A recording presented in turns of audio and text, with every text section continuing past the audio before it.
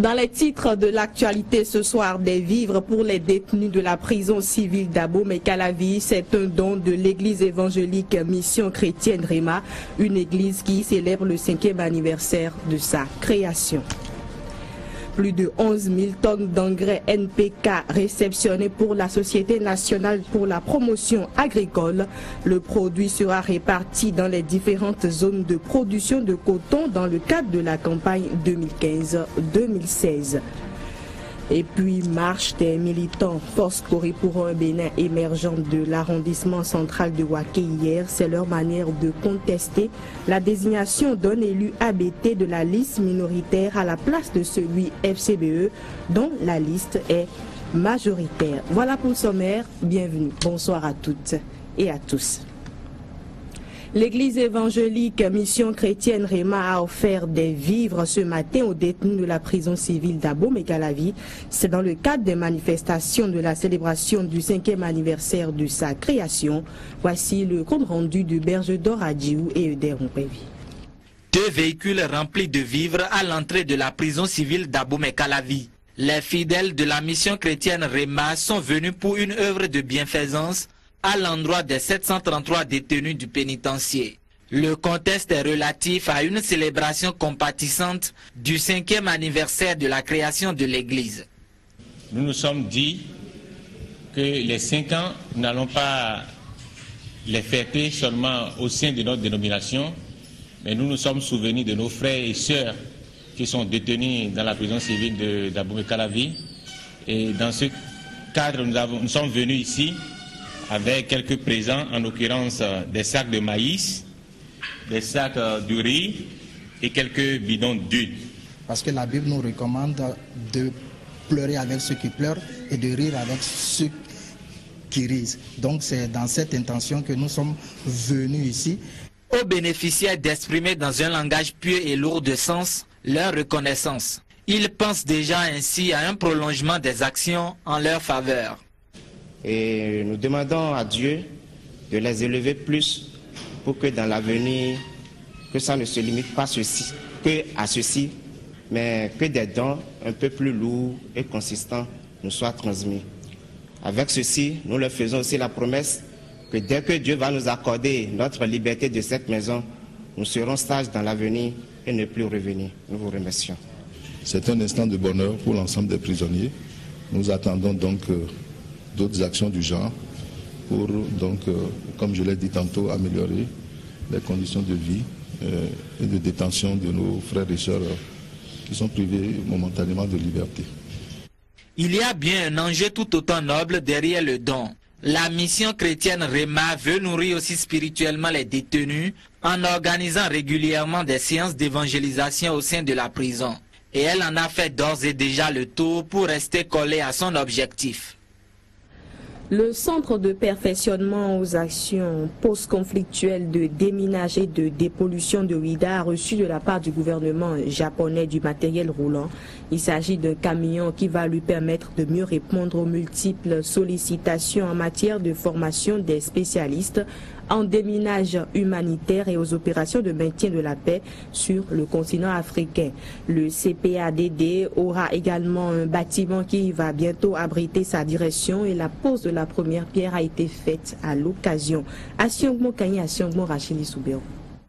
Le gouvernement japonais consolide les relations bilatérales avec le Bénin à travers la remise le jeudi 6 août d'un véhicule au centre de perfectionnement aux actions post-conflictuelles de déminage et de dépollution dans la ville de Ouida. Occasion aussi pour les deux parties de faire la pose de la première pierre pour la construction de la direction du CPADD. Ce projet d'un montant total de 500 000 $ US prend en compte le financement de 2 stages, l'acquisition d'une camionnette et la construction d'un bâtiment de type R+1. Grâce au nouveau financement rendu disponible par le Japon, le CPADD verra sa capacité d'intervention améliorée. Pour le gouvernement béninois, c'est un appui qui va permettre au CPADD d'être plus efficace encore. Les efforts d'accompagnement du Bénin que consent le gouvernement de votre pays depuis plusieurs années pour permettre au CPADD d'être en mesure d'accomplir pleinement sa mission qui est de créer une capacité africaine de l'action contre les mines sont appréciés à leur juste valeur par le gouvernement. L'appui revêt une importance capitale d'après l'ambassade du Japon au Bénin. La présente cérémonie s'inscrit dans le dynamisme de cet engagement du Japon à œuvrer pour le maintien de la paix avec les pays amis du monde entier. Le bâtiment sera achevé d'ici à 6 mois. Il faut rappeler que depuis sa création, le centre a formé 1684 stagiaires. Des sacs de détergents contrefaits incinérés aujourd'hui dans l'enceinte de l'usine de la société Tefos Awida. C'est en effet cette société industrielle qui est détentrice de la marque Lavage. Mais cette marque a fait l'objet de contrefaçons par une autre société appelée JBB. Ainsi, suite à la plainte de Tefos, la décision de justice a ordonné la saisie et la destruction des détergents estampillés JBB. Le reportage de Idriss Boukari et Moufid Sabour. Le détergent Lavage, victime de son succès sur le marché. Un concurrent illégal contrefait le produit en tentant de le changer son identité visuelle. Mais Tefos, la société anonyme, propriétaire du complexe industriel de fabrication du détergent Lavage, a sollicité l'arbitrage des juridictions compétentes, ce qui a conduit à la saisie de 73 sacs de 30 unités de 250 grammes, dont la destruction est ordonnée par le tribunal de première instance de Cotonou en présence du représentant de Maître Padonou, huissier de justice. JBB, ce n'est pas une marque qui existe du tout. C'est une pâle copie du produit phare du marché actuellement, qui est Lavage. C'est la marque Lavage, donc avec une identité visuelle et avec une marque déposée. Et au dos, nous avons bien un numéro de téléphone, la société qui produit ça au Bénin, et puis cette identité visuelle-là. Ça, c'est le faux. Hein. Il ne faut surtout pas acheter JBB. Dès que c'est marqué JBB, courez, fuyez. Sachez que ce n'est pas de la bonne qualité du tout. Donc, vous pouvez voir ça. Ici, c'est le vrai produit qui est sur le marché, qui est demandé. Et voilà. Donc, vous voyez, c'est vraiment juste une pâle copie de notre produit. Et ici, il n'y a pas de nom de la société. Produit par un numéro de téléphone. Moi, ça m'étonnerait de savoir comment un numéro de téléphone peut produire un détergent. Donc, c'est pour vous dire comment les gens peuvent être pas du tout intelligents et méchants et malsains. Voilà. Donc, faites attention, ce produit-là, c'est vraiment pas le bon sur le marché. C'est un produit qu'il faut fuir, c'est une contrefaçon et c'est pas bon pour le développement de notre pays. Donc, ne perdez pas votre temps à acheter ce genre de produit. Tefos a été donc rétabli dans ses droits comme seul et unique exploitant du nom de marque, des couleurs et attributs qui font l'identité visuelle du détergent Lavage. Son directeur général, tout en mettant en garde les promoteurs de JBB contre toute forme de récidive, rassure la clientèle. Nous invitons tous les utilisateurs, tous les consommateurs à faire très attention à cette marque-là. La suite, ce sera de continuer à défendre le produit, de continuer à proposer aux consommateurs béninois un produit de qualité, fabriqué par les Béninois, pour les Béninois, et de continuer à faire de la veille concurrentielle également. Tefos est une société à actionnariat béninois installée à Gagwe dans l'arrondissement de Savi, commune de Ouida. Elle est spécialisée dans les domaines de l'agroalimentaire, des produits d'emballage, des détergents et bien entendu du savon. Visite guidée à ATC Industrie du Bois et conférence de presse de ses responsables. Cela fait suite à la déclaration du Centra ONAB sur la dénonciation d'un contrat de fourniture de 7000 m3 et de l'incapacité technique de l'industrie dans la transformation du bois. Précision, Modeste Fokhosou en Seine-Mungé.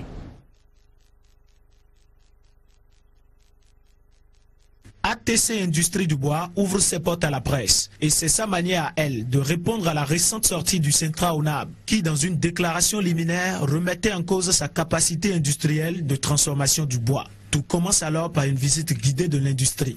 Alors quand le bois arrive depuis la forêt, on le détente ici partout, on le coupe en longueur à utiliser et ça nous permet de, après le déplacer et de le préparer comme ça pour le passer sur le parti de la scierie.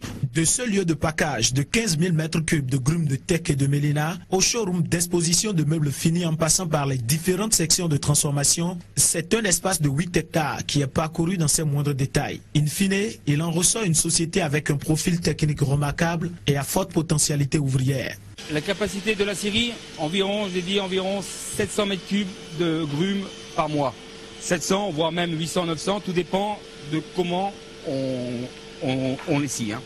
Le camion grue, normalement, si on arrive à faire 5 voyages par jour sur les 5 camions, et que si par exemple, disons que ATC a un contrat de 7000 m3, il faut simplement 5 mois de travail pour ramasser en 5 voyages par jour la quantité de 7000 m3 dans les forêts.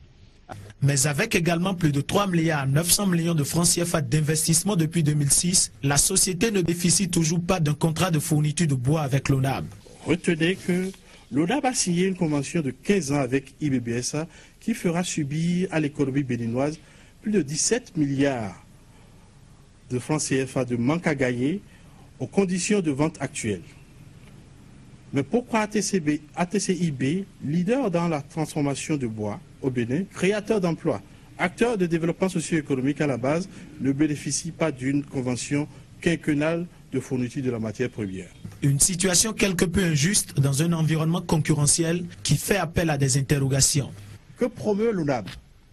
L'exploitation forestière a exporté frauduleusement et systématiquement vers l'Inde et la Chine, ou la transformation industrielle de la matière première en produits finis. Où passent les 30 000 m3 de bois exploités par l'IBBSA pour que le teck soit aussi rare sur le marché national?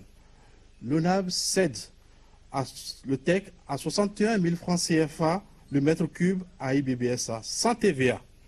Les autres exploitants s'approvisionnent auprès de l'ONAB à 95 580 francs le mètre cube TTC.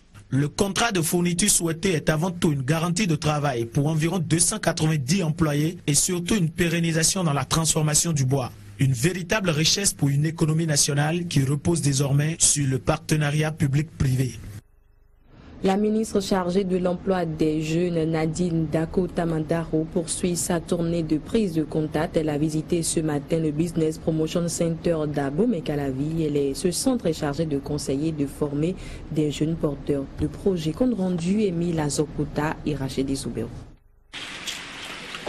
Cette descente de la ministre Nadine Dako-Tamandaro et son équipe dans les locaux du Business Promotion Center BPC d'Abomey-Calavi ce vendredi 7 juillet a pour objectif de constater non seulement le travail qui s'y fait, mais aussi d'échanger avec les responsables de la structure.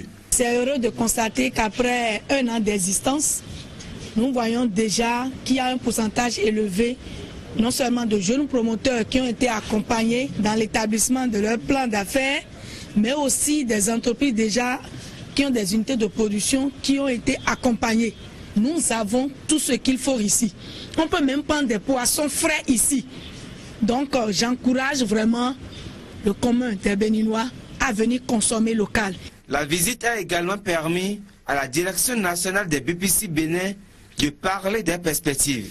Et en tant que perspective, on peut citer déjà l'installation des nouveaux centres de Boycon, de Kandi et de Pobet, ce qui porte à 9 le nombre total des BPC. L'autre élément de développement des BPC, c'est l'étude que nous allons lancer incessamment pour l'autonomisation à terme des BPC. Vous savez que les BPC sont installés dans les localités, dans les municipalités.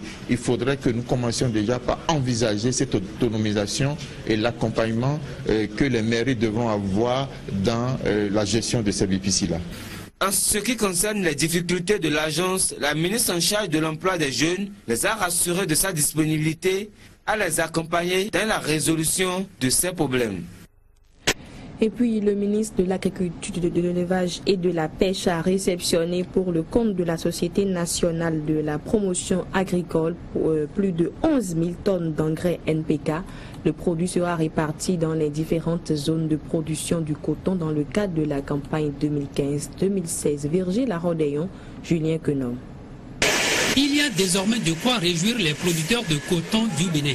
Le gouvernement, représenté par 2 ministres dont Rufin Ansouno de l'agriculture, de l'élevage et de la pêche, a réceptionné au profit de la Société nationale pour la promotion agricole SONAPRA 11 222 tonnes d'engrais NPK pour la campagne cotonnière 2015-2016. Le navire a accosté il y a seulement quelques jours et l'ensachement du produit se poursuit au port autonome de Cotonou pour le bonheur des producteurs. Je voulais rassurer les producteurs, les braves producteurs de coton, que le gouvernement entend jouer sa partition en vue d'assurer une réussite à la campagne cotonnière 2015-2016 en cours, à travers la mise à disposition d'intrants agricoles de qualité et en quantité suffisante. À ces 11 222 tonnes s'ajoute le stock résiduel déjà mis en place au niveau des entrepôts des groupements villageois de producteurs de coton. Cela porte à 108% le taux de couverture des besoins en engrais NPK par rapport aux semis à la date du 3 août dernier. Des semis sont déjà apprêtés au niveau de certains producteurs, notamment ceux des communes du Nord.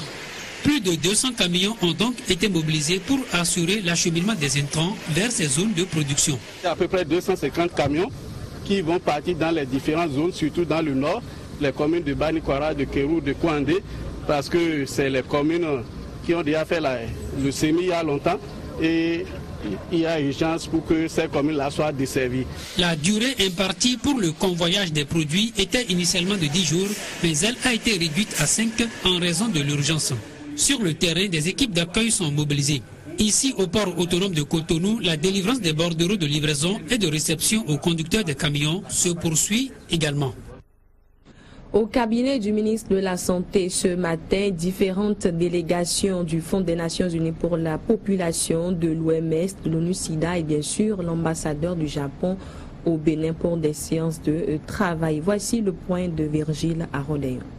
En lieu et place de l'audience initialement prévue, c'est une séance de travail que Pascal Dossou Togbe a accordée au docteur Koudaogo Ouedraogo du Fonds des Nations Unies pour la population.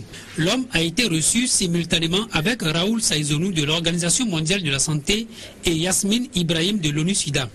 Avec le ministre de la Santé, ils ont partagé des informations se rapportant à un projet qui concerne la santé de la mère, de l'enfant et du nouveau-né. Nous avons travaillé ensemble, ces 4 agences, avec le ministère de la Santé pour soumissionner un projet en faveur de la santé de la mère, de l'enfant, du nouveau-né.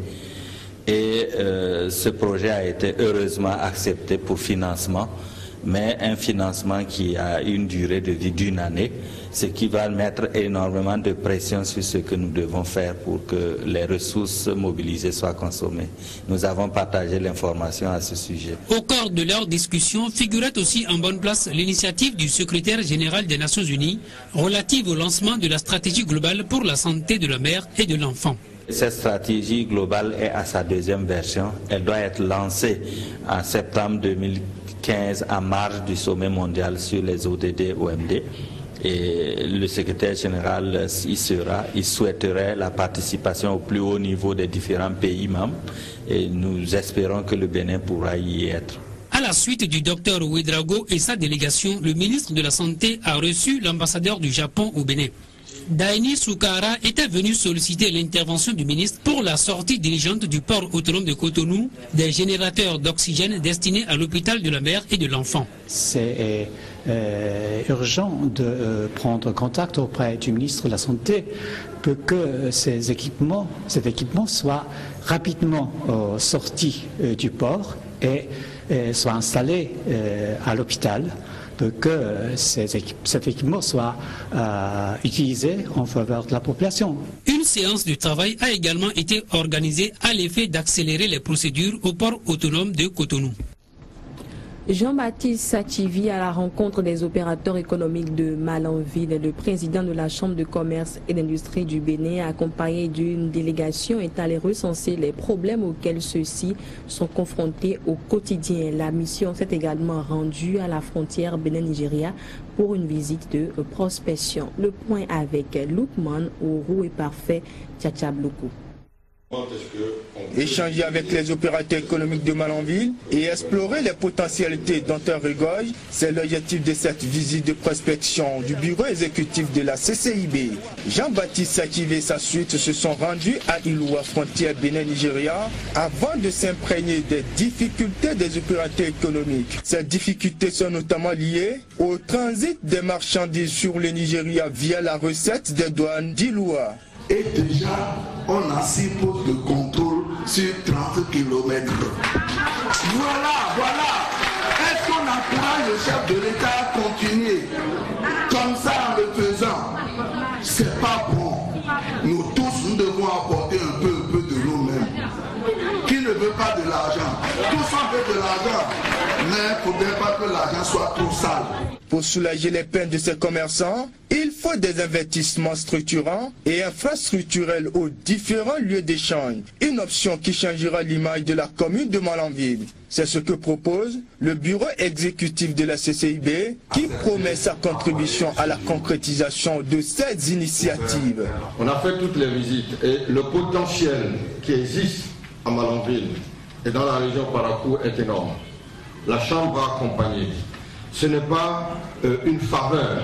La Chambre a le devoir d'accompagner ce qui se fait ici, de faire éclore en réalisation concrète tout le potentiel qu'il y a.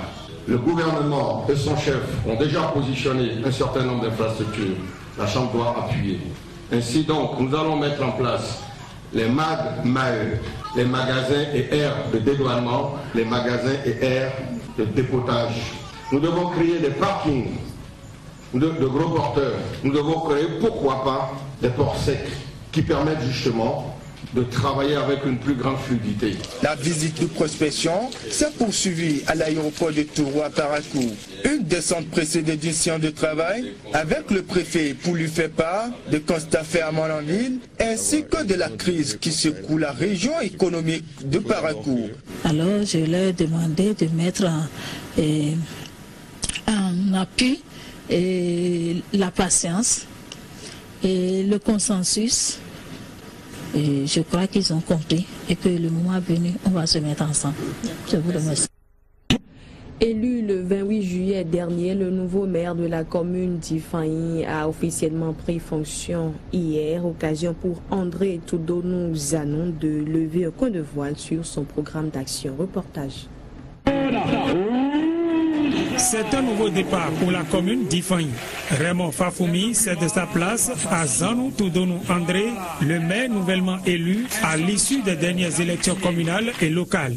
L'acte a été posé en présence des autorités politico-administratives, des têtes couronnées et des populations sorties nombreuses. Maintenant que je dois passer le témoin à mon successeur, monsieur le maire André Toudonou Zanou, je voudrais très sincèrement exhorter chacun de vous à le soutenir dans cette nouvelle mission avec plus de détermination. Monsieur le maire entrant, je tiens particulièrement à vous réitérer mes sincères félicitations pour votre brillante élection à la tête de la commune d'Ifaï. L'élection du maire André Toudonou Zanou est perçue par moi comme une bouffée d'oxygène dans la lutte pour le développement de notre commune. En effet, le maire Zanou n'est plus à présenter à la population d'Ifaï. Sa qualité d'homme de développement est connue de tous et son engagement pour le développement d'Ifaï n'est plus à démontrer.